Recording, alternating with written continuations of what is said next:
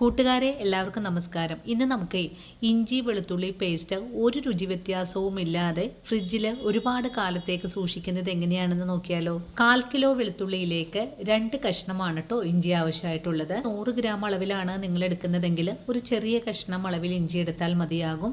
വെളുത്തുള്ളിയുടെ അളവാണ് നമുക്ക് കൂടുതലായിട്ട് വേണ്ടത്. ഇഞ്ചിയുടെ അളവ് വളരെ കുറച്ചായിരിക്കണം എടുക്കേണ്ടതും. ഇനി മിക്സിയുടെ ജാറിലേക്ക് കഴുകി വൃത്തിയാക്കി എടുത്തിട്ടുള്ള വെളുത്തുള്ളിയും 25 ഗ്രാം അളവുള്ള ഇഞ്ചിയും ചേർക്കാം. കൂടെ തന്നെ ഇതിലേക്ക് ആവശ്യത്തിനുള്ള ഉപ്പ് ചേർക്കണം. തന്നെ നമുക്കിതിലേക്ക് കുറച്ച് ഓയിൽ കൂടെ ഒഴിച്ചു കൊടുക്കാം. ഓയിൽ ഒഴിച്ചു കൊടുക്കുമ്പോൾ മണമില്ലാത്ത ഓയിലായിരിക്കണം ആവശ്യമായിട്ടുള്ളത്. കൂടെ തന്നെ ഒരു നുള്ളു മഞ്ഞൾപ്പൊടിയും പേസ്റ്റിന് പ്രത്യേക ടേസ്റ്റ് കിട്ടുന്നതിനായിട്ട് ഒരു കറിയാമ്പും കൂടി ചേർത്ത് നല്ല മഷി പോലെ തന്നെ ഒന്ന് അരച്ചെടുത്തിട്ട് വരാം. വളരെ എളുപ്പത്തിൽ തന്നെ നമ്മുടെ ഇഞ്ചി വെളുത്തുള്ളി പേസ്റ്റ് ഇവിടെ അരച്ചെടുത്തിട്ടുണ്ട്.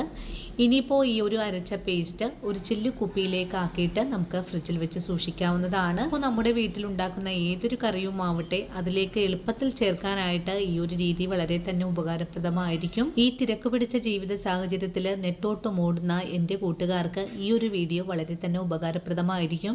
അപ്പോൾ ഇനിയും നല്ലൊരു വീഡിയോ ആയിട്ട് നാളെ കൂടിയെത്താം. അതുവരെയും സ്നേഹത്തിൻ്റെ ഭാഷയിൽ വീണ്ടും കാണാം.